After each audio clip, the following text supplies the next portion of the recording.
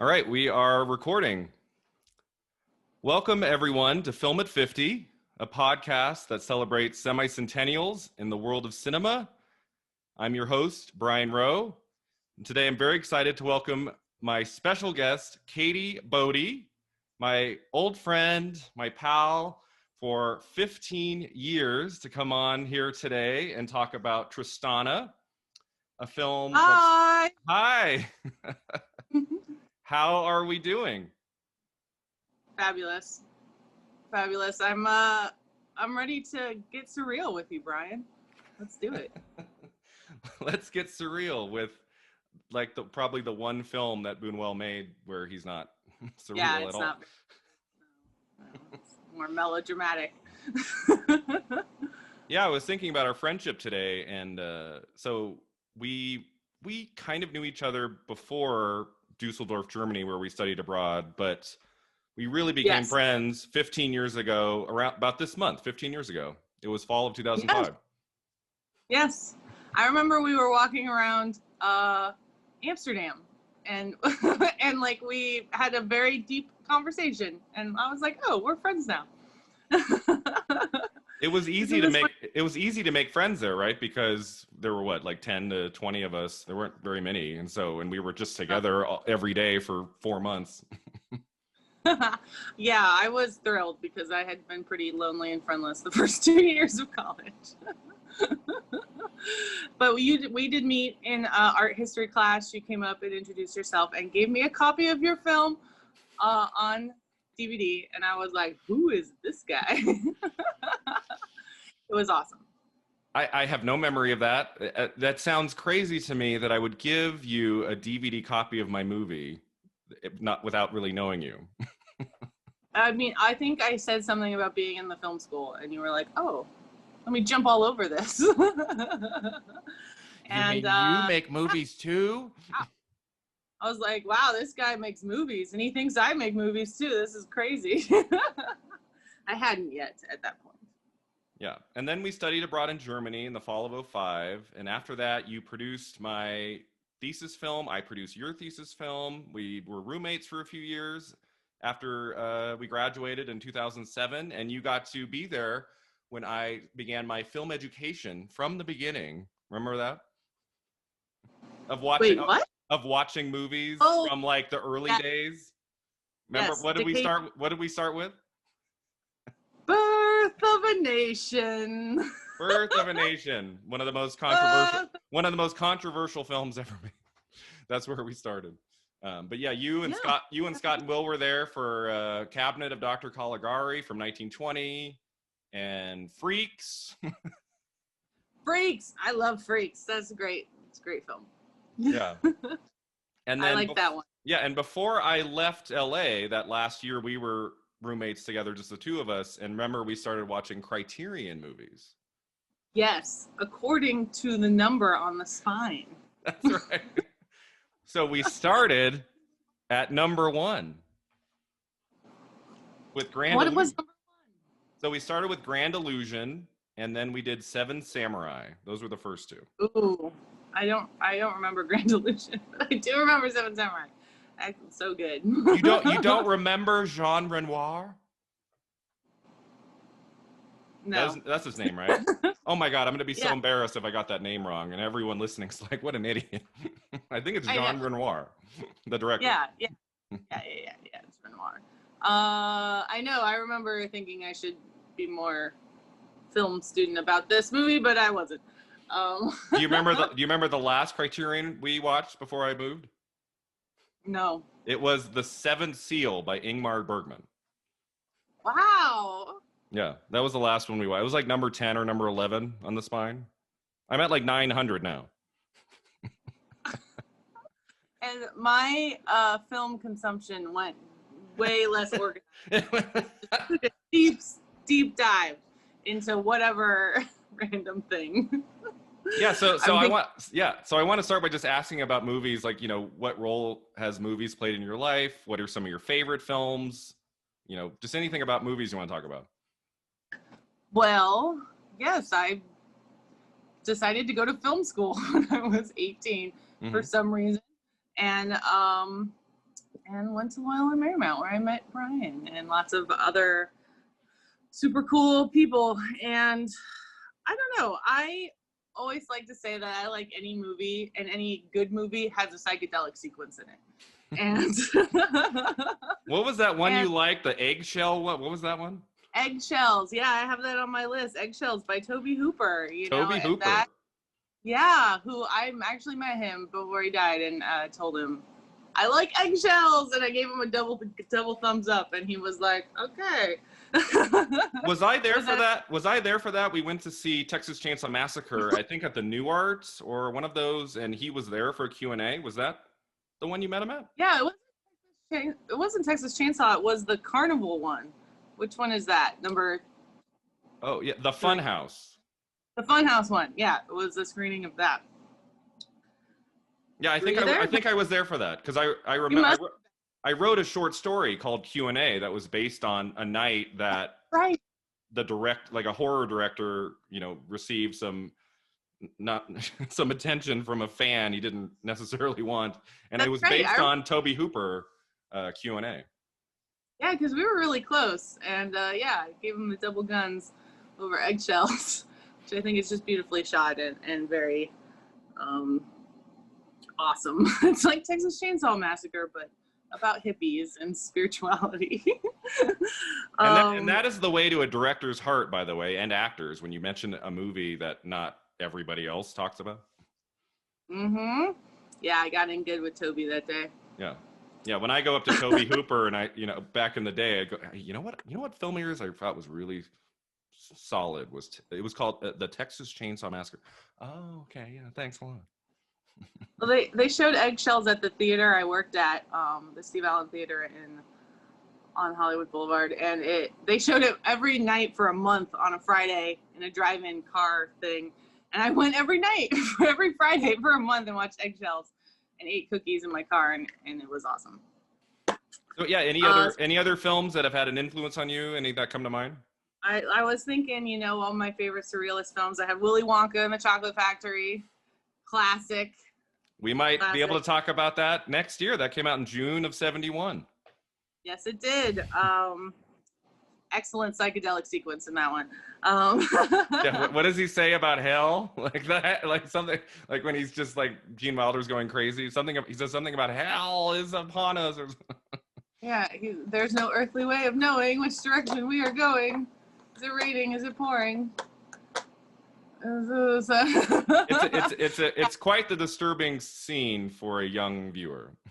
Yeah, they I swear there used to be a scene where they sliced open a cantaloupe and then there were a bunch of goldfish on the inside, and it was so creepy. That stressed me out so much as a kid. But when I watch it now, I don't see that scene, and I'm like, how did I miss that? They took that out because it was so upsetting. I also have Groundhog Day. Oh. Love that movie. That whole movie is like a psychedelic sequence. He doesn't really have he has his moments. And then I was thinking of Eternal Sunshine, anything written by Charlie Kaufman. Yeah, I've taught some English, some writing classes up at the university here in Reno, and I did a Bill Murray theme semester. We looked at Groundhog Day, and last year I did a Jim Carrey semester. We looked at Eternal Sunshine. Oh my gosh, that sounds like so much fun. Those two are the best. I also put Head, the monkey psychedelic anti-war epic from 1968. Oh my God, that carries over from the last episode. We talked about Five Easy Pieces starring Jack Nicholson, and the director Bob Rafelson, his first film was Head. Which is great, and many awesome little vignettes, and I really like that movie. All the psychedelic sequence. That's so funny. It all connects. The world of film, it connects. It's all connected.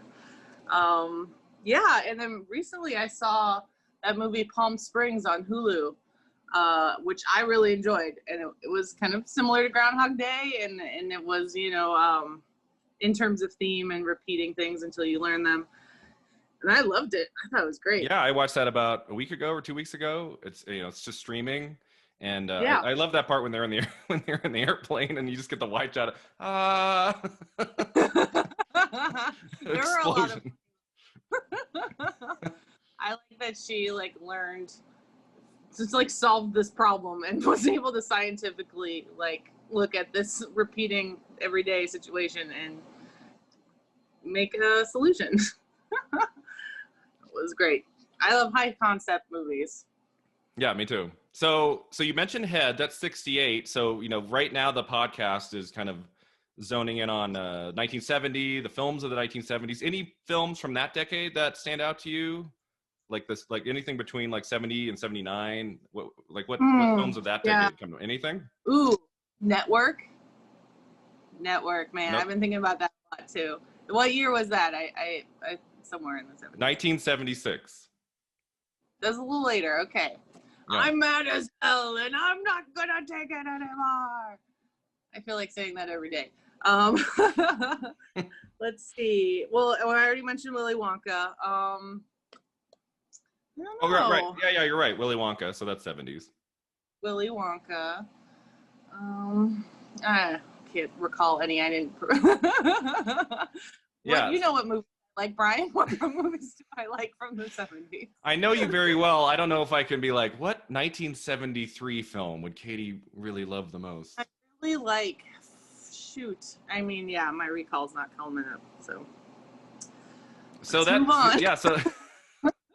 I mean, you mentioned Head and you mentioned Willy Wonka, so we're kind of getting in that era. So right now in the podcast, we're looking at the year in film of 1970. And so let's get into our film today, which is Tristana, our first foreign language film on the podcast, which, so many people hate reading subtitles, but if the movie is compelling, I forget after 5 minutes. And I don't know about you. Oh, yeah, I don't mind reading subtitles. Yeah, I know. Some people have a difficult time with it. I don't know. It's kind of interesting. I didn't realize this was it's like an international movie because it was Spain and France and Italy because Catherine Deneuve and Nero. I really said her name before out loud. And Nero. Oh, he was hunky from Italy. Oh yes, we'll talk about Nero. Yeah. Yeah. All right, so we'll talk about that in the background info. Let me just get into kind of what this film's all about. So I'll give a brief summary of the movie and talk about a little bit of the background of the film, how it came to be, and then if you have anything to chime in, feel free to do so. So in Tristana, Catherine Deneuve plays the title character. She's an innocent young woman living in 1920s Spain. That's what it was, right? The 1920s, early 1930s era? Yes. I'm pretty sure. Pre-Spanish Civil War. Yeah. And she finds refuge into the household of her middle-aged aristocratic guardian, Don Lope, after Tristana's mother, Lope. Yeah. You can help me with this, Don Lope. After her mother dies, right?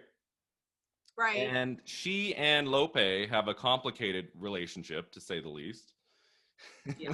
As he thinks of her as both a daughter and a wife. Which we'll talk about. So his big weakness is women.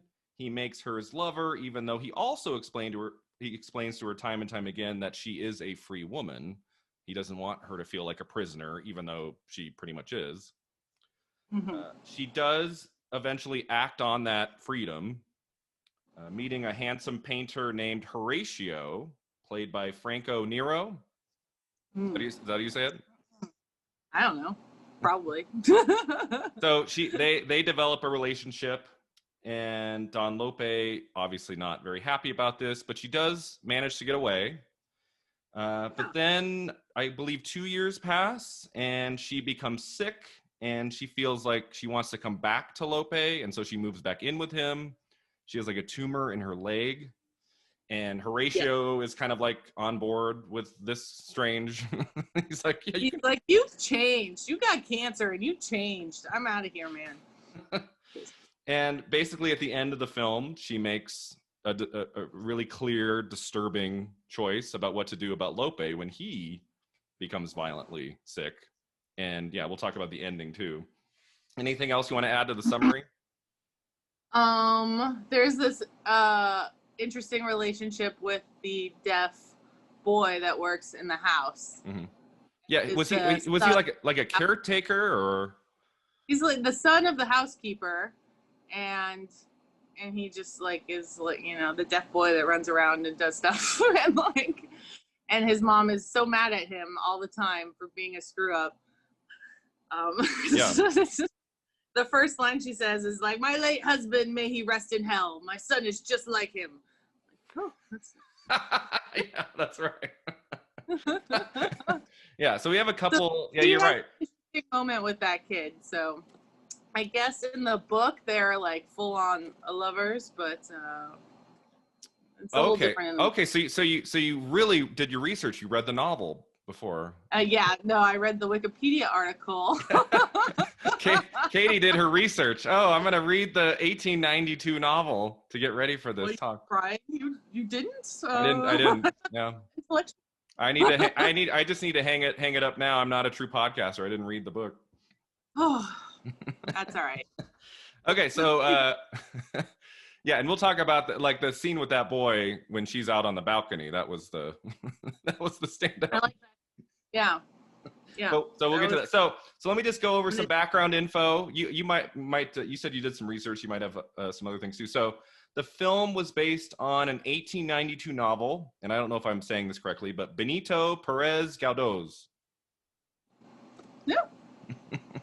I don't know. The film was shot in Toledo, Spain, and as you mentioned before, the voices of French actress Catherine Deneuve and Italian actor Fernando were dubbed into Spanish. Yeah. Did you notice that? Did you notice that watching it? Like that her mouth wasn't matching with her words? Well, not really, because it was then dubbed into English for me, so nobody's mouth. Oh, okay. You watched it in English. Yeah, I watched the dubbed version, yeah. Oh, okay. So I got the Prime Video version, and it was in Spanish with subtitles. Oh, you know what? Maybe I should have done that. I didn't want to pay the $2, so I wanted to I didn't want to pay the $2. I know it was quite expensive. It's like Mulan, right? $30 to watch Mulan. Times are tough. Yeah, I have not watched Mulan yet. I'll watch it until it. Like, I would download Mulan if I had a family of 5 kids who were going to watch it 86 times, but for myself, yeah. I'm not paying $30. Yeah. No.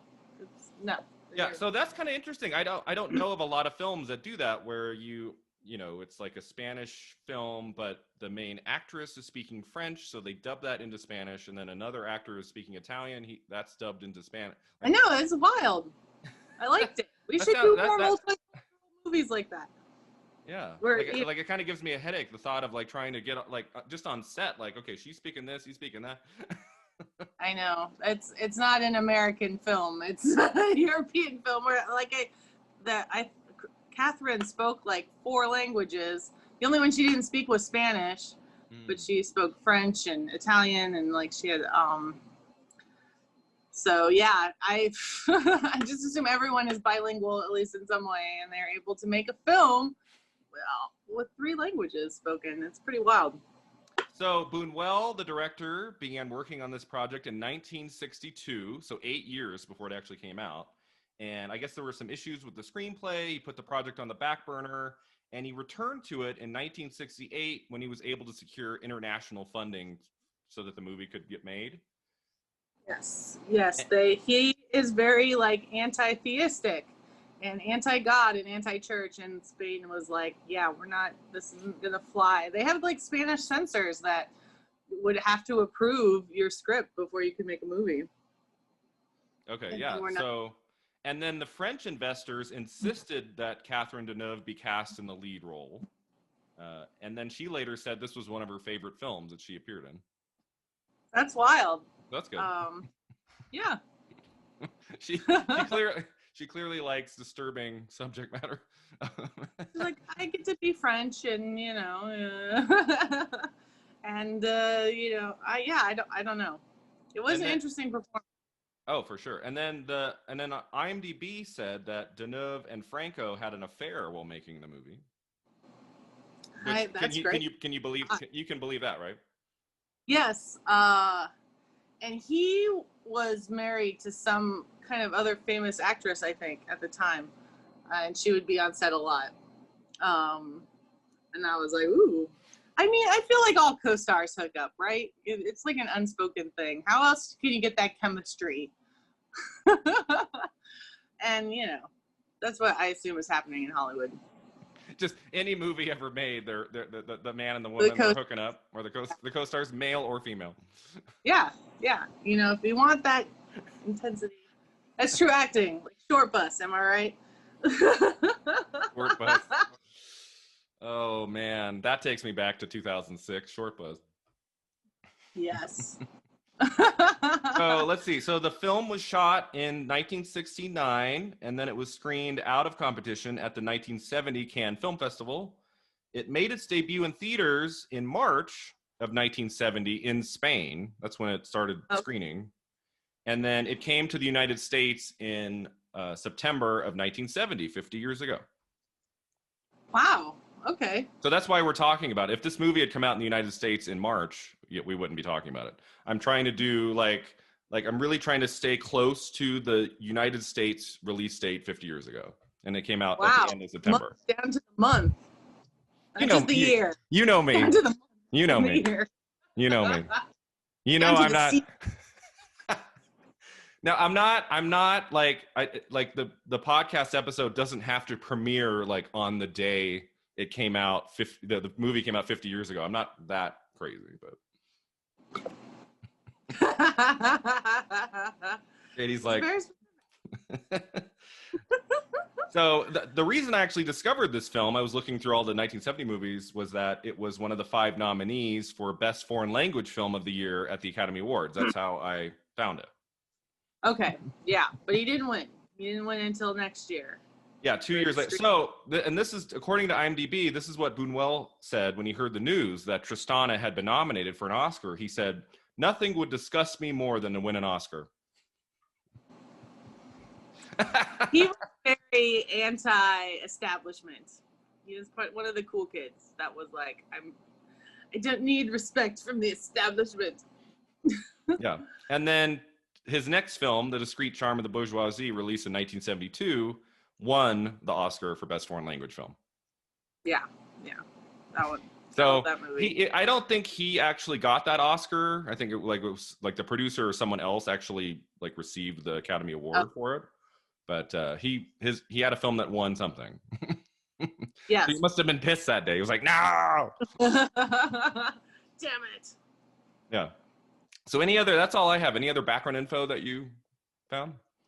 Background info. Well, just like, as we go and talk about the theme of the movie, it's clear that it's funny how like history at the time with the Spanish Civil War, which was like anarchists and socialists versus fascists and nationalists, is like coming back around to our current time. And you can tell that Bunuel like was really all about his republic and his those themes are just all throughout the movie, and you can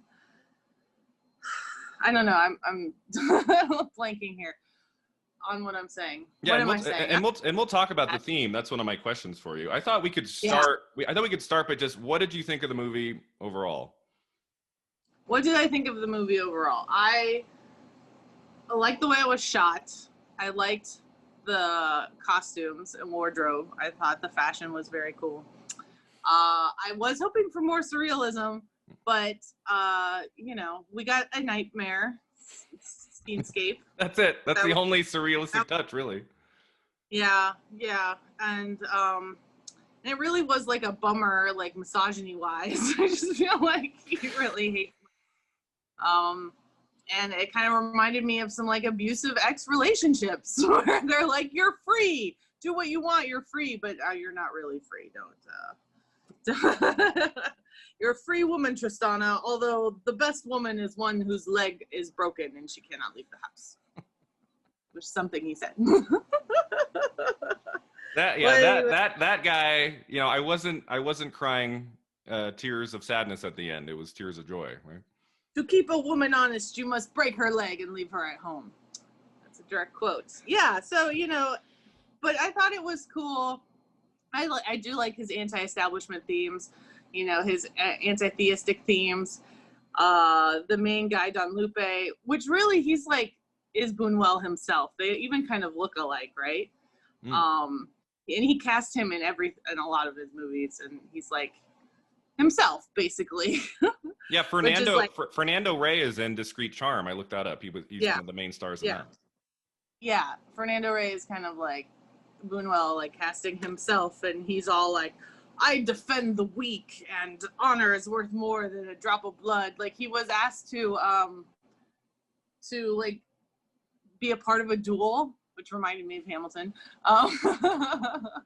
To be a part of a duel, and then he's like, what's the terms? And they're like, well, it'll end when blood is drawn. And he was like, that's not good enough. Honor is worth more than just a drop of blood. I defend the weak. I am honorable, and I am, I don't go obey the laws of Catholicism, and I make my own rules, and I'm so honorable by taking in this ward and this woman, and I'm also kind of perversely attracted to her, and I'm going to make her my wife, but I'm not going to marry her because I'm anti-establishment. So she's free to go, but not really, because I kind of, have this power dynamic over her, and it's gross. Yeah, I was, the reason I chose this to watch with you was I thought it was going to be a lot of surrealism, like Discreet Charm, which we watched in Germany. Yeah. And it didn't really have that at all. Kind of strangely, that this was something that he was working on for a few years, something he wanted to do, like that it wouldn't have that same, surrealism quality of some of his other works. Kind of curious, I found. Yeah, I was surprised by the lack, but then when I was reading about it, it was like, then his next 4 or 5 movies were like surrealist. I mean, because he had already made Un Chien Andalou with Dali, and that was like, let's just be as surrealist and shocking as possible. And to this day, when you type in like surrealist films, that's the first thing that comes up, and it is still shocking to this day. So he didn't really put a lot of shocking material in this, except maybe with the whole balcony scene. Yeah, which we'll definitely get to. So yeah, but outside of the of the film not being very surrealist, I found it compelling. Like the first 10 to 15 minutes, I was like, I don't know about this. This could be rough. This could be it's very slow, and I wasn't sure. But once that power dynamics began, and especially when Tristana starts becoming like more mature, and she starts becoming like, she really starts to understand what he's doing to her, and she's not so naive, and the way that her character has that arc throughout the movie, like the way that she changes, I found that really fascinating. And I thought there was some good tension developing throughout the movie, even though it's very quiet and still, there's not a lot of flashy camera work or anything. There's a tension that kind of grows underneath the surface throughout the whole movie that I thought was really compelling. Yeah, that tension is real. You definitely can feel it. And I was looking at the cinematography too, and it is very balanced and kind of classical in a way. But there are some great shots. Like there's the shot of her like on top of a marble, I don't know, like a marble coffin in the church or something, and she's like on top of it, and it's sexual. And that's like her devotion to God, contrasted against his, atheism, maybe. Something like that. Yeah, Bunuel is not a director who will just like accidentally come up with a shot, right? No. I'm sure he planned the look of the film and how it was, how the cinematography was going to, when I was doing research, he developed a thing to like save money to shoot a movie in 125 shots or less. I don't know if he applied that to Tristana, but yeah, that was kind of like, he's like, I'll shoot a movie in 125 shots. That's a very strict, like, I can't go to 126. Yeah. I mean, yeah. So I don't know. So yeah, Yeah. so that brings us to themes of the film. So I mean, the main one I want to talk about, is like the power over human lives, having power over your partner, the person that you're close to. Obviously, big, and you mentioned a couple others. Like, what do you think the themes are going on here? Yeah, the themes of like human power over another human and dominance, and yeah, that's a huge part of it. And atheism, like anti-theistic being, like God is dead. All we have is ourselves. And there's a lot of socialist themes. Like he's saying, like working to survive is not honorable work, but work done from your heart, like pure passion, that is work worth doing. Work done of free will is the only work that has honor. And he thinks he's so honorable, and he's like, boundaries of your own freedoms, Tristana, you can do whatever you want, but really I'm like your guardian and in charge of you and have this whole power dynamic over you, and also are seducing you, and you kind of feel compelled and obligated to sleep with me. And yeah, so that power dynamic right there, and that shows up in most of Bunuel's films. He loves the human dominance over another. Mm-hmm. Yeah, that's something. When you study like a filmmaker's career, a lot of them will touch on the same theme over and over. Like you look at Spielberg's films, there's a lot about the absentee father and the divorced parents and things like that, and then you know Hitchcock, obviously the wrong man theme. There's a lot of like a director kind of zones in on a theme that they love, and it plays out in different ways in a lot of their movies. I like his theme of anti-establishment and unorthodoxy, which Don Lupe has, and in the movie, Tristana keeps his unorthodox and independent spirit. Like she doesn't want to get married to Nero. He keeps asking her, or Horatio keeps asking, and she's like, no, I want to be free. So like she retains that, and I like that. I like anti-establishment. Yeah, I agree. Discreet charm is, I remember very much about that theme. Yeah. Oh yeah. And he even says, one of the quotes from the movie, Christ was the first socialist, which is very political. That's right. That was a quote I didn't expect to hear in that film. It's Christ crazy. is the first socialist. I was like, wow, this is like so relevant to today. How interesting that this is coming around. And they do say in my research that the Spanish Civil War was kind of like the dress rehearsal for World War II. And like the Spanish Civil War was awful. So many atrocities, and it was just really terrible. A lot of people died, and yeah, and it's like socialism versus fascism. And Bunuel can't escape those themes in his films. I mean, that's so buried in it. And he would always, when asked what he was, he would say, I'm a Republican for the Republic of Spain.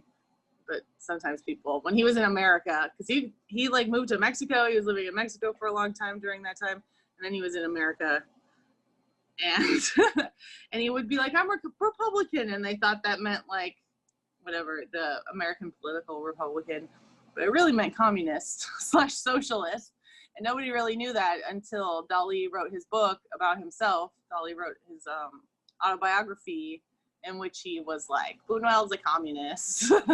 And he lost some money. He lost jobs and stuff because of that. He's the anti-communist. That's interesting. Yeah, I need to read up more about Bunuel's life. I mean, there's that period of, 1930s to 1960s. I really don't know a lot of his film work then. I don't really know, what he was up to. I'd be curious to learn more. He was part of that, what is it, the like generation of 27, a bunch of poets and writers, and it included Salvador Dali and Lorca, the poet, who was killed by the fascist regime in Spain for being homosexual. And they were all buddies together, and they, produced a lot of great work. And that just, that was his whole life. I mean, he took that with him throughout his whole life and his career. Yeah, interesting. And then, you talked about at the beginning kind of power dynamics in the film, and what I found so fascinating was how that power dynamic shifts as the movie goes on. By the end, Mhm. she has the power over him, which is something that I guess you can kind of see coming a little bit, but it's not done in, it's not like done in like a revenge way, like you'd see in a common kind of thriller or something. But like the way that she sort of shifts the power to herself over him, I thought worked really well. Well, because yes, and when she gets sick, she has her leg amputated. Spoiler, I don't know. She has so she is like becomes an amputee, and he even said earlier, like, break a woman's leg to keep her honest, and he's like thrilled that she's hobbled and can't leave. Like that changes the power dynamic a little bit for him, but then she is able to take advantage when he is weak and sick, and she doesn't hesitate. Exactly. And we'll get to that ending too.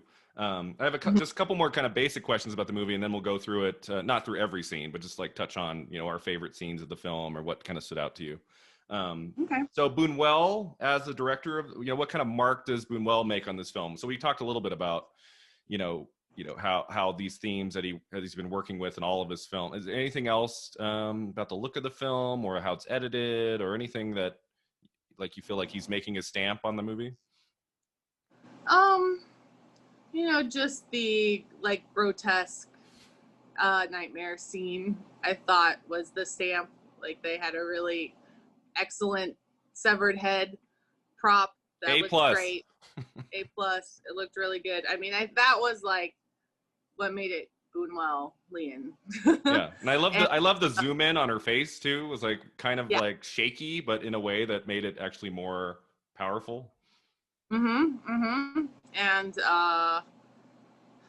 yeah, and like I said, I thought it was really fashionable. I was like, wow, like this is a really fashionable movie. And I mean, it's European, they're very fashionable, so maybe that was just a part of it, but that did stand out to me.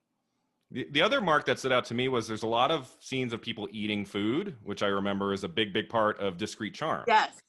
Catherine is eating in like every scene, excuse me. And she's eating a lot. And I was like, I wonder if that is just representation of like her veracity for freedom, like, or what she wants. Yeah, I definitely noticed that. And Discreet Charm, each scene, someone wakes up and it was all a dream. And in each scene they're trying to eat, and before they actually get to eat, they wake up, and it ends with the guy like eating the sandwich alone in his kitchen. And I think that's the one part real when he finally gets to eat. So yeah, that is that. What do you think that means? Like constant eating? I don't know. Or they like humanizes her, maybe? Yeah, I mean, there's some scenes with with Don Lope eating too, but I feel like the parts that I remember are with her. There's a revolting shot of her eating like a hard-boiled egg, and it's like runny and yellow, like going down her lips, or something. Like it's kind of gross. That I remember that. Yeah, she's like dunking the piece of toast in the soft-boiled egg, and it was gross. Like a little. Yeah. I forgot about that. Yeah. So let's talk about performances. So what did we think of Catherine Deneuve in this film? Had you seen another Catherine Deneuve movie before? I was getting her confused with Brigitte Bardot because I was thinking about her and the movies I'd seen, and then I was like, this isn't the same lady. This is someone else. I can't think of any other films. So I think the most beautiful person ever captured in a film is Catherine Deneuve in The Umbrellas of Cherbourg from 1964. Oh, yeah. Did you see that one where it's they sing the whole movie? Yeah, I watched that in school. Okay, so that was one of her first films. And she is like stunningly gorgeous in that movie. Like 19 or 20 or something, and she just pops off the screen in that movie. Wow. Yeah, no, and she's in Truffaut films, which also Brigitte Bardot is in Truffaut films, so that's why they're like totally mixed in my mind. So no, I can't really think of any other. Yeah. So what did you think of her performance as Tristana? it there it was her performance was interesting. You know, she's like the naivety, and then expressed into like, I'm taking what I need to get. Like, I learned from you to take what I need, and like her transformation between the two is very subtle and very like restrained, but restrained in that she's like trying to restrain the howling wolves of her soul. And I kind of wish I would have seen her like a scene where she like really lets it all out, but I guess that would maybe be the balcony scene where she lets it all out. Not with her words, you know, but with her actions. Exactly. Yeah, I like that Deneuve kind of underplayed the role. She didn't ever, I mean, she could have gone really big in the last act, like really like gone, you know, psycho, like after she gets her leg amputated and really just laid into, you know, Lupe or Lope? I thought it was Lope. Yeah, Lope or Lupe. I mean, either one. Okay. Pronounce the E. Pronounce the E. It's not Lope. That would have been an awkward hour plus of Lope, Mr. Lope. Yeah. But yeah, I thought she did a really good job. Like her character's transformation at the beginning. She's like she has like no makeup on. She's very reserved and, you know, okay, I have to go with you now, sir. Okay, that's okay, fine. You know, like her clothes and everything. She's just, you know, very sullen, and she's mourning the death of her mother. And then her transformation in the last 20 minutes of the movie, I mean, it really does feel like you really do feel that passage of time, and her, you know, even though he's being sweet to her and, you know, better man to her towards the end, she still hates his guts.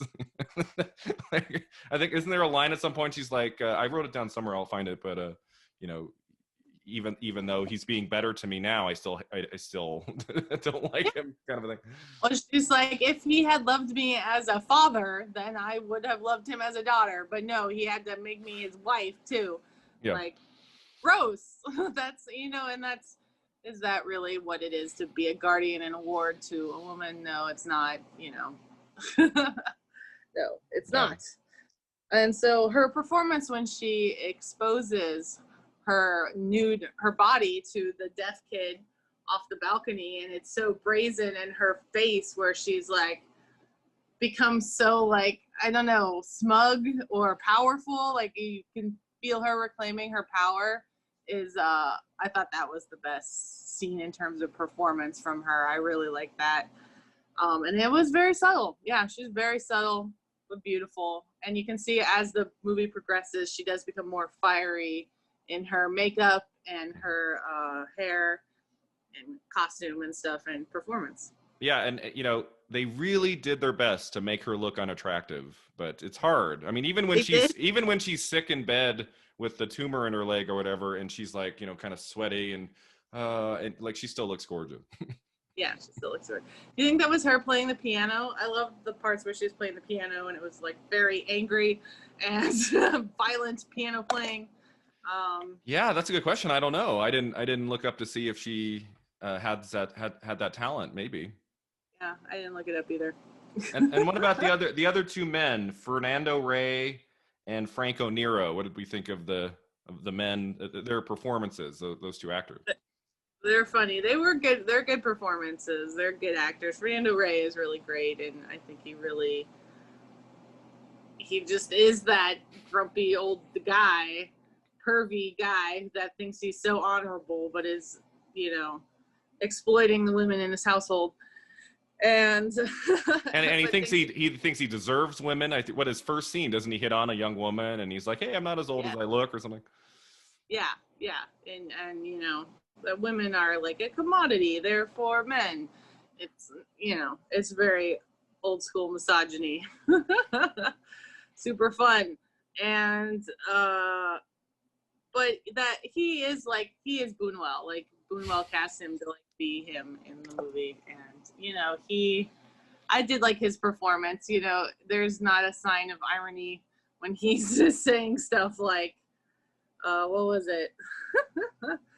I'm your father and your husband, whichever I choose to be at my convenience. Without a hint of irony of how that is not free. She keeps telling her how free she is, but, then says stuff like that. I thought he was great. I thought Nero as Horatio was so hunky and gorgeous and just a scene stealer to come in and be like, oh, I'm the handsome artist painting. Run away with me, won't you? She's like, okay. And Fernando Rey, or, Don Lupe is like, well, I hate this, but she is free. I didn't marry her. So that's what makes me a good man. So I'm letting her go. And you're like, well, Yeah, I thought Franco Nero was, obviously gorgeous, and I think you kind of needed an actor who was very handsome for that role, like a younger, handsome man, so you can clearly, she's clearly like, okay, I'll go with you. I felt like, in terms of a performance, he wasn't, as memorable as Fernando Rey and his character. I found Franco Nero a little bit more disposable. There wasn't anything about him as an actor that was really I really need to go seek out 20 more of his films. There wasn't anything about him that made me excited about him as an actor. He was the eye candy, right? Yeah.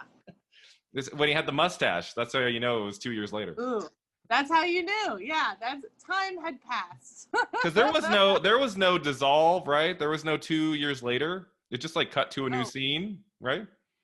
Yeah, there definitely wasn't any text or anything. Yeah. You just had to kind of figure that out with the mustache. I guess that can make it surrealist, that time really isn't as clear. Yeah. As it could be. I don't know. All right, so let's talk about the scenes of the film. So anything in the first act, the first 30, 40 minutes that stood out to you in terms of scenes? I mean, for me, it was the surrealism moment of the decapitated head, which was so unexpected, because it's not like we enter an eerie, some slow motion. There's no real sign that this is a dream, right? I mean, it's kind of like a sequence of moments. She's talking to people, and then she just goes and she looks at the bell, and then she sees the very realistic decapitated head. And, at first you're like, is this a dream? Because this hasn't been surreal at all. And then she wakes up. And so that's the one little Bunuel surrealist touch throughout, not in the entire movie. Yeah. And they're talking about how important the bells are, and how, back in the day, people used to take the bells seriously because they were Christian and believed in God. And now people are annoyed, the new secularism that's taking over Spain, they're annoyed by the bells. And it's funny how the bells, represent Christianity, and then his head is the thing that's ringing the Christian bell, his decapitated head. I guess that kind of paints him as a villain of, and, anti-religion. And she's terrified by that because she's very religious, and she's in mourning, and her mother was very religious, so he represents this scary, unorthodox, anti-Catholic. Yeah, and at one moment he says, "Okay, the mourning is over. Tomorrow, you're not sad anymore." No more. Yeah. Okay. And you have all the freedom in the world, Tristana. Also, stop doing this and that. Yeah, so it's yeah. kind of ironic, yeah.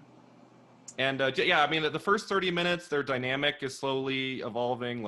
She's not scared of him, or she doesn't hate him in the beginning. He's kind of a father figure to her, and it's only when at that scene where he says, kiss me, and she's like, okay, and then she gives him a kiss on the cheek, and then he just goes all in, and that's when she goes, uh-oh.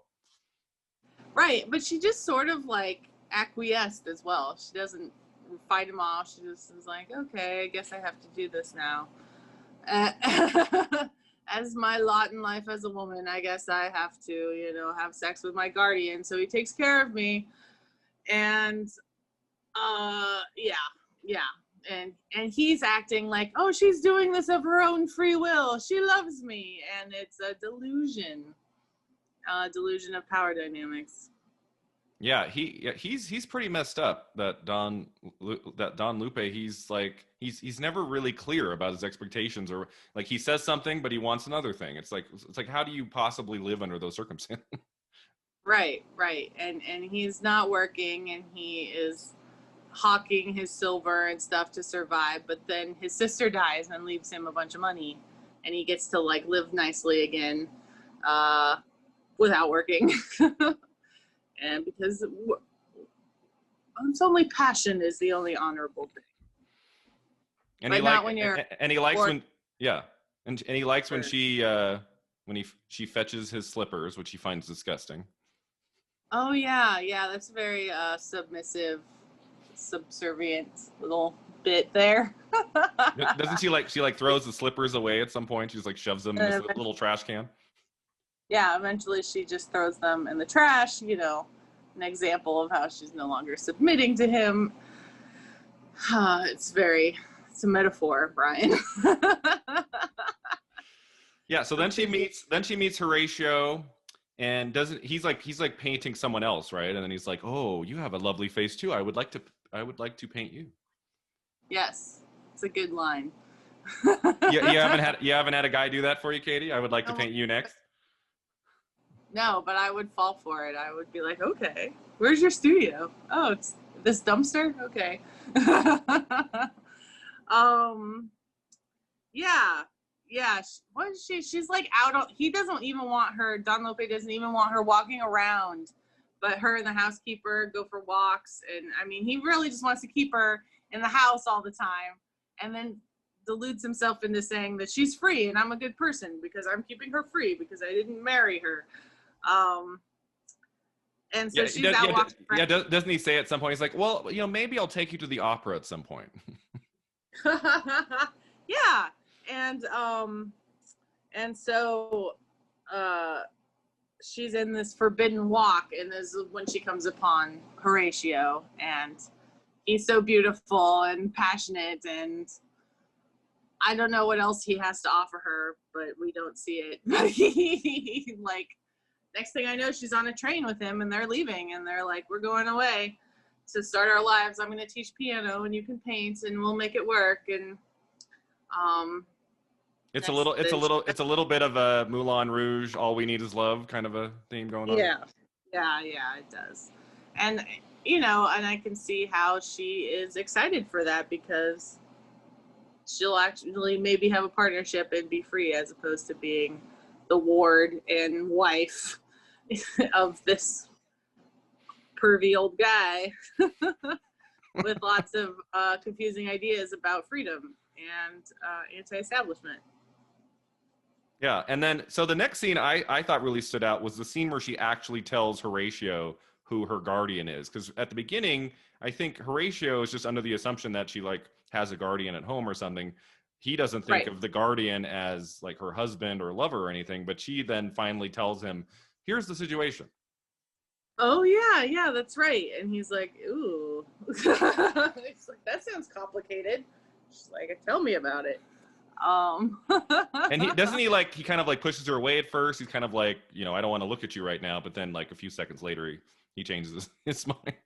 Yeah, he's like, oh, you're an adulterer. And she's like, not really, because we're not married. And he's like my dad. So it's really like he's a pedophile. But that's not really anything we're concerned with at the moment.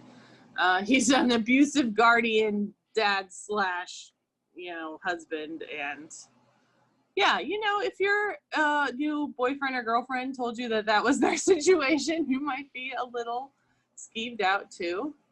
Want to take them far away from that. But so they do end up leaving, right? So they're gone for 2 years.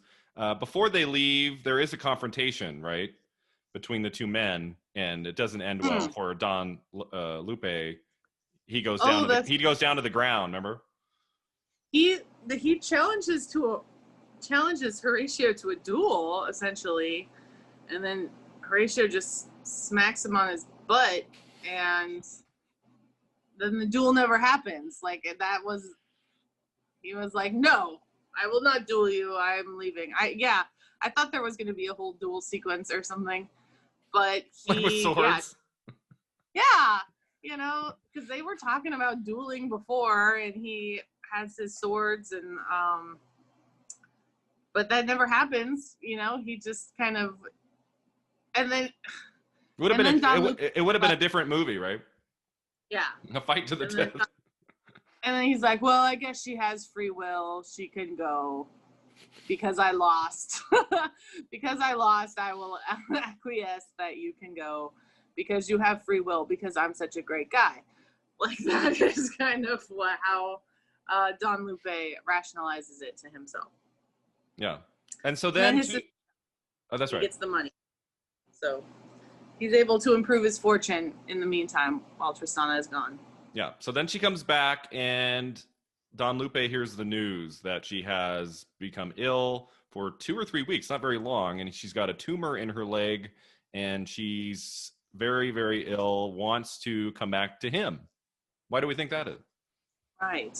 In the film, she says it's because she's obsessed with death and she thinks she's dying and she wants to come back and die in the place of her with her abuser. I don't know. It doesn't make any sense to me, but she's like, I'm depressed and want to die. Let's go back to the place where I was depressed and wanted to die when I was younger. And you know, Horatio was like, you've really changed since you've gotten cancer.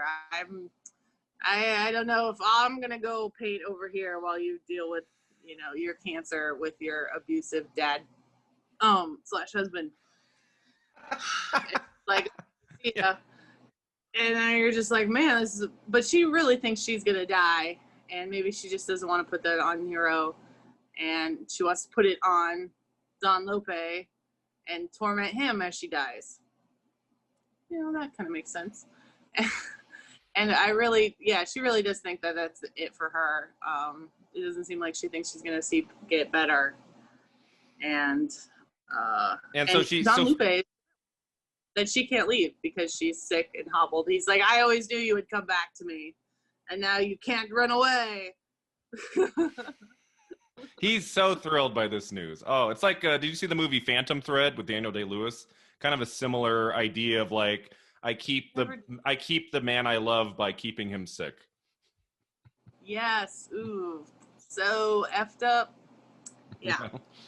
So yes, yeah. So she's kind of sick in bed, and they find out that she has like some sort of like blood poisoning, or like she has a day to where they have to, you know, amputate her leg, or she's going to die. So they amputate the leg, and we get some scenes towards the end where, you know, she's on crutches, and there's a great shot. I think it's after she plays the piano where she walks out of the room, and you only see one leg. And I was trying to think in 69, 70 how they did that effect. It looked real, like she only had one leg. Really good, yeah.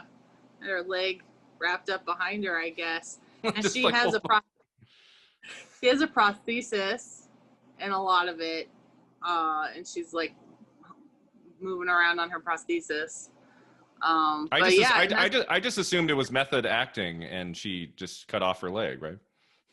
Yeah, that's how they did it. And they sewed it back on when it was over, and it was fine. So in the third act, let's say before the ending scene, anything else that kind of stood out to you? You know, the scene where she gets undressed on the balcony is a big one. Yeah, I was gonna do that for your audience right now. No, I'm just kidding. Whoa! Oh, what happened? Oh my gosh, what just happened there? That was like, you know, a thousand viewers that just got added to the podcast. Sorry, that was my iPad taking a tumble off the table. Yeah. So I think a lot of people are just going to be listening to this, but if for any of our viewers on YouTube, Katie pretended to flash us. And my iPad ran away. But she wasn't giggling when she did it. She was very brazen and looked right in the eye and was like, what do you think of this? Old deaf boy, I'm giving you a show. And she was taking her power back. I enjoyed that. That scene was very cool. I thought there might be more nudity, but there really isn't any nudity. Yeah, I didn't look to see if this got like this get an R rating. I'm assuming with a decapitated head, if this got a rating in 1970, it would have been R. Probably. Yeah, probably. But yeah, there's not very much nudity. We don't see her naked body there. The camera stays like on her neck up, right? Yeah, yeah. It's still a close up, and it's all on her like face as she goes from like passive to like to like full on like grimacing, take it in, and then the kid like runs away. He doesn't stand and stare. He like slowly backs up until he leaves. Yeah. So it's their way of terrifying and controlling that kid, you know, having a power dynamic over the little deaf kid who is beat up by everyone in the movie and has like the least agency out of anyone. And it's like her, you know, having control over him. Yeah, exactly. So anything else before the ending that we didn't touch on that we wanted to mention? I'm trying to think. No, those were all. Yeah. And then the end, and the piano playing scenes. I did enjoy the piano playing. Yeah, so let's talk about the ending. So she comes into Don Lupe's room, and he is not just sick, but like violently ill, and knows that something really awful is happening. And he tells her to go call the doctor, and we get like a shot of her in the other room pretending to call the doctor. Pretending to call the doctor, and she's like, "Oh, please come quickly. He's very sick. Oh, please come." Click. Hang up. So, yeah. You know, so he thinks that she called the doctor because he can hear over here in the next room, but she's like, "I'm actively going to take this chance and hope that he dies." And isn't he pretty much dead when she walks back in? His eyes are like, isn't he pretty much? You know, she walks back in and he is like unconscious and clearly very sick, and she goes and opens the window, and I was like, I thought it was maybe a superstitious thing where, you know, you open the window to let the soul leave, is kind of what I first thought. But when I was reading reviews, they said that she just opens the window to let the cold, snowy air in to kill him faster. Yeah. I read that too. And I was like, either way, you know, it was about his death, and it is snowing, you know, it is cold. So she opens the window and to finish him off, presumably. And then the most important part of this was that she marries him after her amputation, after she's slowly getting better. They agree to get married just so that she can inherit his estate. And I think it also had something to do with like him being able to get his sister's estate after his sister died. Like he had to get married in order to inherit the money. So she is officially the wife and will officially get all this money after this guy dies, after Don Lupe dies. You're not supposed to think that she poisoned him, are you? Did like that his illness in the bed, that just came on, right? She didn't kill him, right? No. There wasn't anything that indicated that, I don't think. She's just very opportunistic and is like, oh, well, you know, which is a bummer because presumably he cared for her during her illness, you know, and abused her at the same time. I mean, I don't know. Yeah, so I wrote down, like, is she the villain at the end of the movie? You know, a victim killing their abuser? Is that a villainous? I mean, I don't really. Exactly. I don't think so. And, you know, audiences at that time may have felt differently than, you know, in the Me Too era of female agency, which, side note, Catherine Deneuve signed in a thing with about 100 other French and international people of the letter that saying the Me Too movement was a witch hunt against men, which is just an oxymoron, really. And yeah, a lot of international people signed that, right? Like that they think that like chasing after a woman isn't inherently misogynist. And we can, you know, talk about that some other time, but like, yeah. So audiences at the time may have felt that she was more villainous, but I mean, I don't. She did, you know. She didn't kill him. Like that would have been different. If she had poisoned him, that'd be different. Right. She But even then, And, maybe she would have had purpose of doing that. yeah. And, and she wasn't acting on Christian values or anything. It kind of shows the escape of Christianity and Christian values that she started with, but doesn't have anymore. And you kind of, it just sort of ends. She opens the window and then it's over. And you're like, oh, you don't really see him die. You just kind of assume that he does. And that's it. He looks pretty dead. He looks pretty dead when she walks back in the room. Yeah, he's like unresponsive and you're like, like, was he having a heart attack or something? That's kind of what I assumed was happening.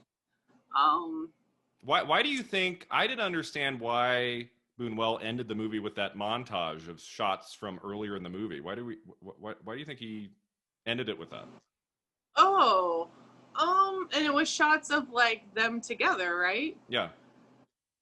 I don't know. I guess it was just reflecting on their relationship and the history of abuse and the history of like power dynamics that led to her like assisted manslaughter, assisted murder,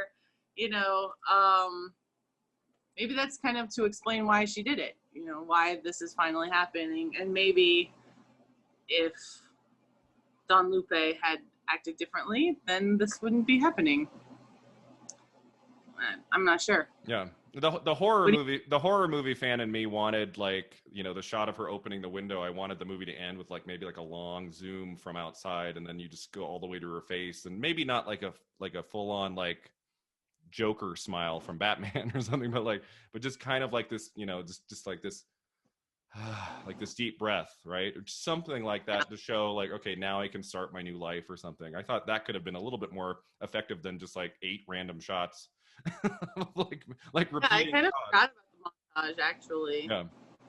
Kind of a weird, like it does like what, 20 to 30 seconds of shots from earlier in the movie, and then it just cuts to the end, like the credits. Yeah. Kind of a weird way to end. That was the relationship. In case you weren't watching. Yeah, like, this is what happens with these kind of relationships. Yeah, it's not really like a cautionary tale or anything. Like I pictured Bunuel in like a meeting in an LA office or something. Like, for the US version, you need to show a few shots from earlier. Okay, goddamn. Okay, of them like, yeah, no, I can't really say why. I guess just to add to the complexity of the relationship and say, is she the villain? I don't know, not really. It's kind of hard to say. Everyone's the villain here. Yeah. The real villain is misogyny. Yeah, but I mean, overall though, I was super into this movie. Like, as it being a Bunuel film, I didn't really know where it was going in the second half. I'm like, is this going to turn surrealistic? Is there going to be something that just comes out? I was prepared for anything, and I was actually surprised that it was pretty much a straightforward drama all the way to the end. There wasn't anything outside of that dream scene to like really throw you very much. Like it went in directions I didn't expect, but it was still kind of, the narrative itself was pretty straightforward. Right. I was engaged. Yeah, I was engaged in the entire movie. It wasn't a struggle to remain in it. The performances and the way it was shot and like I said, I liked looking at the fashion. There was enough to keep me compelled. Yeah, and it wasn't overly long. It's about an hour and 38 minutes. I think if this movie had been 2.5 hours, it might have been trying. But I think the shorter length, I thought, helped it too. Yeah, absolutely. All right, cool. So my last question about the movie is, part of the, this podcast is looking at films released 50 years ago through a 2020 lens. Is there anything you have to add about, what is it like looking at you've talked about fashion, looking at this movie, like what would this movie look like if it were made today? Or, how does it look looking at this film? We've talked about Me Too and that element of the film. Like, anything else you want to add, just looking at this film from a 2020 lens? Anything else you want to add to that? Yeah, I mean, it's so hard to not look at movies today throughout our modern lens. And the rise of fascism and nationalism in our country, and versus, you know, people crying for social democracy and even anarchy and socialism. Like, that dynamic is like, wow, they were fighting and killing about that, you know, in the 30s and 40s, and here we are repeating that again. Christ was the first socialist. I'm like, wow, that feels like that could be a post on Facebook or Instagram or something today. It is so modern. And yeah, the relationships between men and women, and the subjectification of women and abuse of women over time, and how that has changed a lot. I think nowadays, you know, Don Lupe would definitely be more of a predator, like portrayed as such, as more of a predator, and preying on his ward of the state. I mean, he would be absolutely villainized, but it's so funny that he thinks he's so honorable and awesome for like taking her in and for feeding her and like giving her freedom. And like, I guess that'd kind of be like the incels of today, the men that like involuntary celibates who like hate women for not sleeping with them. And they're like, I hate you so much, why won't you sleep with me? And you're like, okay, well, do you not see the disconnect happening right here about you hating women? So yeah, that is would definitely change, I think, if it was made today. But those sort of relationships happen. I mean, I think women are preyed on, and there's those, you know, and men too. There is abusive relationships happening every day, and not really a place to talk about them, although I would hope that there is more, you know, resources available to women and people and children who are being abused domestically. Yeah. And I do think there's a place in the world of film. I mean, I think you probably maybe found more of it 50 years ago, you know, films of the 60s, 70s and things like that. But, you know, today, I just kept thinking, if this story were told today, it would probably be a genre film, right? There'd be an aspect of like, you know, thriller or horror to kind of go along with the main story. It would be a little bit more Fatal Attraction. Yeah.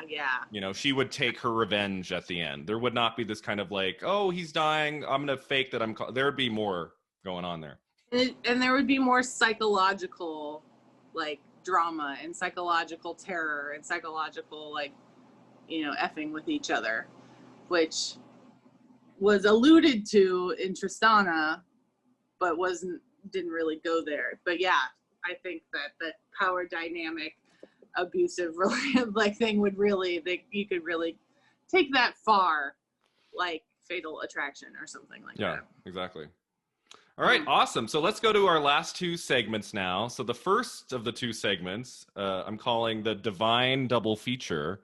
And that is where we pick a more contemporary film that you think would make like a really cool double feature after watching Tristana. What's a second film that might be kind of a neat kind of way to end the movie watching night? What's a more contemporary film? It doesn't have to be a film from you know, last week or last year, but something a little bit newer. Anything that you came up with? Well, I was thinking about the themes of the pervy old man and the young woman, and the themes of like voyeurism and, you know, watching, and the fact that it's kind of a melodrama. I thought American Beauty would be an excellent feature. Yeah, which has become that was my favorite film when I was in high school, and that has become a very difficult movie to contend with today. Yeah, with the now disgraced Kevin Spacey. I haven't not seen it, you know, since all that went down, was revealed. But yeah, I think in terms of like the creepy relationships with the young women, and then even the surrealistic moments with the roses and her exposing herself, and this guy's fantasies about like how his life should be and what honoring his life would look like, you know, versus Don Lupe honoring his life and honor being above all else. I think that they kind of would go together, these like some melodramas. Yeah, and it'd be kind of like a nice bookend too, because Tristana came out, in Spain at the very beginning of 1970, and then American Beauty opened at the very end of 1999. So it'd be kind of like this bookend of 30 years in cinema to see these themes playing out in two very different films. Yes, and like I said, I've not seen American Beauty in a while, and to watch it now in today's context of Me Too and disgraced Kevin Spacey would be very interesting, and probably even grosser. Yeah, more upset than when I watched it. Yeah, I mean, and the kind of the dark comedy of that movie, I wonder how that holds up today. It's been a while since I've looked at it. Yeah. Right. Exactly. So. Yeah. So I picked two because at first I could only think of the one that came to mind right away, which is a very different movie tonally and kind of a different genre, but it's very much about power dynamic between a couple. Have you seen The War of the Roses with Michael Douglas and Kathleen Turner? So that's a movie about a couple who gets married, and the first few years is happy. Okay. So yeah, Danny DeVito directed it, and it's a black comedy about power dynamics between a married couple that just keeps going up to the point where they will basically just kill each other if that means that they win. So I thought Tristana is so kind of dramatic and kind of slow, and it's compelling, but I feel like after an hour and 40 minutes of that, I think you would, if you wanted to watch a film that was kind of about similar themes, I would think you'd maybe want to do something a little bit different. And so like a black comedy that makes you laugh and that moves a little bit faster, I think could kind of be an interesting way to continue the night dealing with themes. Yeah. So it's one of my favorite black comedies, War of the Roses. Like any chance I have to watch it, it's so much fun. And then love black comedy. And then, like, if I want to go with something a lot newer, so that film was 1989, so not exactly contemporary. Right. A few weeks ago, I watched the new Invisible Man movie. Have you heard of that or seen that? No, I was thinking about that when we were just talking about like Fatal Attraction and like the psychological, like attacking women movies. I was thinking of Invisible Man, which I have not seen, but I have heard it's quite terrifying. It is terrifying. It is extremely intense from beginning to end. An amazing performance by Elizabeth Moss, who basically, she's in this abusive relationship. This guy has all the power over her, doesn't let her, do much of anything outside the house, and he wants to control her. And she finally gets away at the beginning of the movie, but then, well, I won't give away everything about it, but basically she thinks he's dead, he has died, and then starts to sense things around her, and he has become invisible, and now he's controlling her in her life as an invisible force who will do everything he can to just basically make her life hell. And it is quite the movie. I mean, it's a tough watch at times. It's extremely violent at moments, but the ending is so cathartic, Katie. The way that movie ends in the last shot, kind of similar to what I wanted the last shot in Tristana, the way the new Invisible Man ends. That I think that could also be a really cool movie to watch after Tristana, to see, a 1970 film about power dynamics and then a 2020 film about power, and to see how cinema has evolved over 50 years with similar themes. I thought would be a cool idea. Yeah, I like that a lot. Yes, that definitely. I don't know. I'm scared. I don't know if I could watch that alone. Yeah, might be a hard one to watch by yourself. I heard that it was pretty terrifying. A lot of my friends and I have talked about it. Oh, there are at least 3 moments where your jaw drops. You're like, like there's a lot of that. Yeah, there weren't a lot of interest on them. There weren't the jaw-dropping moments. So I can see that is a good, companion piece, and really amps it up to the 2020 terror that we all need to feel something, because we're so beleaguered. I think we had kind of an assignment with Tristana. I would be curious to know, like, if a person just maybe mildly interested in older films were to put on Tristana, would they be into it all the way to the end? I don't know if they would. I don't know. but I don't know that person. So all we can do is bring what we have and what we know, right? All right, good. So our last segment, I'm calling right now Beyond the Flick, where we go beyond the movie by talking about a figure or a genre represented by that movie. So I thought this would be a good one to talk about Bunuel. We're not, Bunuel experts by any means, and I need to touch up on some of his. I mean, he made films in the 30s, 40s, 50s, 60s that I have not seen. I basically know his work at the very beginning of his career with what's it called, Unshine Angelou, which I looked up is only 16 minutes long. It's a very, very short film. And then I have a little bit more knowledge of his later films in the 70s after Tristana, but there's like a big chunk of his period that I don't know very well, and I feel like I'll probably do an episode in 2 years about Discreet Charm of the Bourgeoisie, especially since it won the Oscar for foreign film. And then maybe in the next 2 years I'll just try, not because I have all the time in the world. Yeah. But I'll try in the next 2 years to at least look at 2 to 3 more of his middle career films to get a little bit more perspective on his work. I've seen 3 other films of his besides Tristana, and I loved them all. But you've just seen the one, his short film from the beginning of his career, and what are your thoughts on that? I've seen The Discreet Charm of the Bourgeoisie. Oh, so 2. That's right. So two of his films. The Tristana makes 3. 3. Yeah. Unshine Angelou is like, he made it with Salvador Dali, and they were like, let's just be shocking and let's like go nuts with this. And I was looking it up. It was funded by Bunuel's mother. She paid for it. And when you look up surrealist film today on Google, that is the first movie that pops up. I mean, it defines a genre and is still shocking to this day. I mean, the eyeball cutting scene is, I'm like, I can barely stand to watch it, even though I know it's not a real human eye. I mean, it's a cow's eye. It's not a woman's eye. And then she's all covered with ants, and like the ants all over, but I love the whole like opening the door and there's the beach just like outside your door.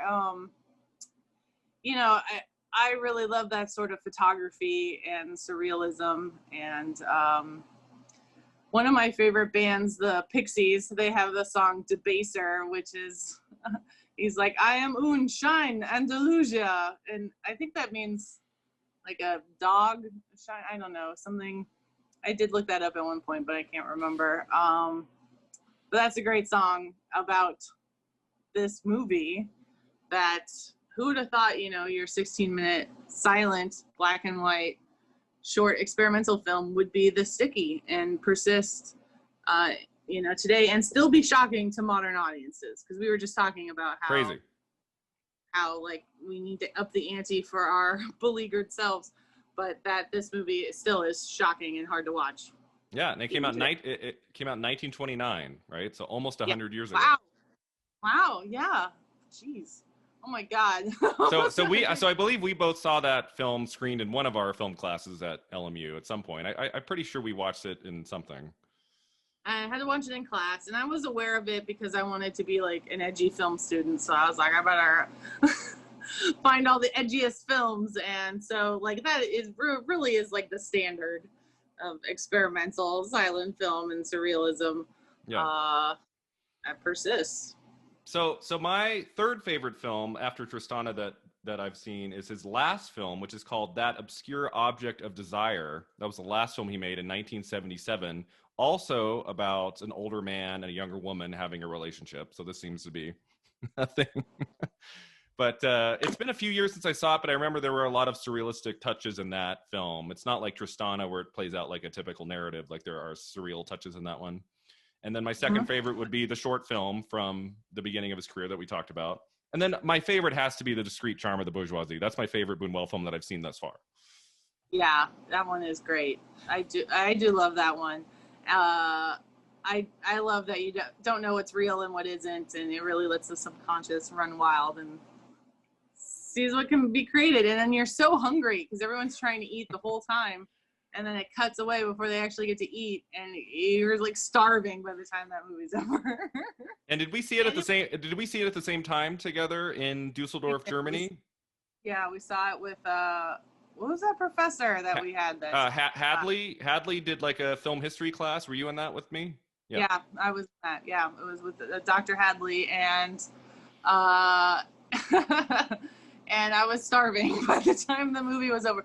But that movie was very anti-establishment as well, very like socialist and anti-theistic. I mean, those are his themes, and those are the things that Bunuel took to heart. And I mean, they show up again and again in his work. Yeah, and that's, again, that came out right after Tristana. So when he finished Tristana, the next project he wrote it too, right? I think he wrote and directed it. The Discreet Charm of the Bourgeoisie came out in 1972. Yeah.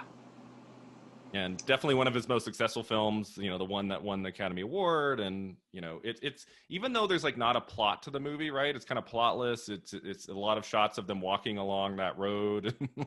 Remember that? Like there's a lot of... It's just criticism of how like useless the bourgeoisie are, you know, that like upper level group are worthless and they don't contribute anything, I think, is kind of, you know, his anti-capitalist, anti-establishment criticism. Just showing them being goof-offs and then getting into terrible situations, but then waking up and going, oh, okay, that was just a dream. Oh no, something else happening. You know, I like that movie a lot. I think that's a good starting place for if you've never seen a Bunuel film. I would say to start with Discreet Charm. Absolutely, or Untitled Chapter. Just watch that on YouTube. Maybe both because the other one's so short, right? Yeah, I mean, I think a lot of people have seen that one. It's like a music video. You know, you could put a Nine Inch Nails song to that, and it would fit great. All right. Well, this has been so much fun, Katie. I want to just end with, is there anything you'd like to promote, or, you know, where can our listeners / viewers find you online? Anything you want to talk about? Let's see. Well, my handle is @something_Bode on Instagram. I'm an alternative artist. I made the logo for this podcast. How did I forget to mention that? I was going to at the beginning, and then we started talking. Yes, Katie designed the logo of Film at 50. She's an amazing graphic artist. I love the logo so much. Like it really worked out. You know, I thought it was going to be something like, just words across the image and make it, look cinematic or something. But she really got creative with it, and I've come to really love it. It works especially well when I'm promoting the podcast and I have that logo next to maybe a couple other photos from older movies that showcase what the next episode is about. It's a beautiful logo, so thank you. Thank you. I do like it. I like the retro rainbow and the crescent moon, and it really came together well. And and I have a lot of other artwork on my Instagram page, and Awesome. Well, thank you again so much. This was a blast. And thank you for joining us at Film at 50. Please give the podcast a 5-star rating and a review, and tell your friends and family to check us out here at Film at 50. You can check out all the socials like Facebook, Twitter, and Instagram, and you can email us at 50yearsagoinfilm@gmail.com. Also, take a look at the Patreon page, which will have exclusive bonus episodes every month, at least 2 a month. Lots of cool stuff coming up, so check that out. And until next time, remember, 50 never looked this good. Bye. Thanks, everybody.